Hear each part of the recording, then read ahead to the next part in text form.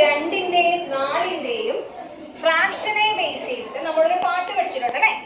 ആ പാട്ട് നമുക്ക് സെറ്റായി പാടിയാലോ? ഓക്കെ, റെഡി ആണല്ലോ? റെഡി 1